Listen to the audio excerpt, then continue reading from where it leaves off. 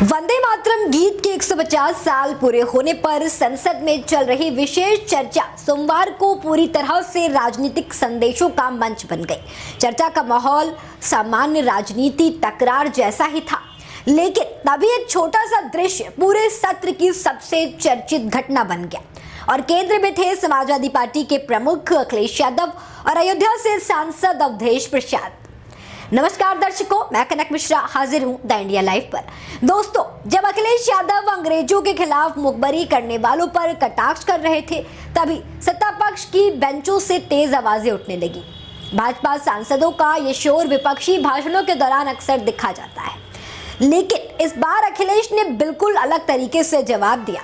उन्होंने एक पल को अपनी बात रोकी और पास में बैठे 84 वर्षीय दलित नेता अयोध्या के सांसद अवधेश प्रसाद को खड़े होने का इशारा किया। अवधेश प्रसाद खड़े हुए, सदन की ओर देखा और फिर अखिलेश ने संकेत किया और वो बैठ गए। बस इतना ही, लेकिन इतना काफी था। ये दृश्य जैसे ही कैमरे में कैद हुआ, पूरे राजनीतिक गलियारों में चर्चा का तूफान चल पड़ा। ये सिर्फ एक प्रतीकात्मक कदम नहीं था, बल्कि भाजपा की उस अजेय अयोध्या छवि पर सीधा तंज था जो 2024 में पहली बार टूटी। जिस सीट को भाजपा अपनी राजनीतिक और धार्मिक पहचान का केंद्र मानती थी, उसी अयोध्या से अब समाजवादी पार्टी का सांसद सदन में बैठा है और उसी सांसद का शांत खड़े होना सत्ता पक्ष के लिए चुभने वाला क्षण था।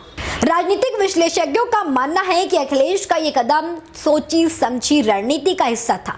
अवधेश प्रसाद, जो बेहद सरल, शांत और जमीनी नेता माने जाते हैं, अब भाजपा के लिए एक प्रतीकात्मक चुनौती बन चुके हैं। अयोध्या जैसे संवेदनशील और राजनीतिक रूप से महत्वपूर्ण सीट पर समाजवादी पार्टी की जीत पहले ही भाजपा की राष्ट्रीय राजनीति में झटका मानी गई थी और अब संसद में उनका इस्तेमाल एक मनोवैज्ञानिक हथियार की तरह देखा जा रहा है।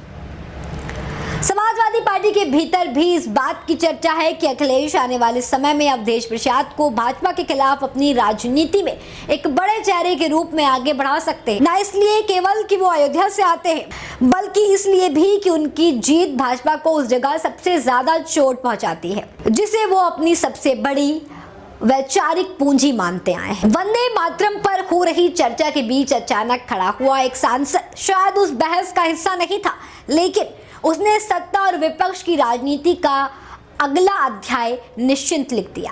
सदन में उस दिन बहस तो खत्म हुई दोस्तों, लेकिन अखिलेश का इशारा अब पूरे राजनीतिक माहौल में गूंज रहा है, बिल्कुल उसी तरह जैसे कोई धीमी सी आवाज भी बड़े शोर में अपनी पहचान बना लेती है। दोस्तों, यूपी की हर छोटी बड़ी खबर यही मिलेगी आपको द इंडिया लाइव पर, तो बने रहे हमारे साथ और सब्सक्राइब करें हमारा चैनल।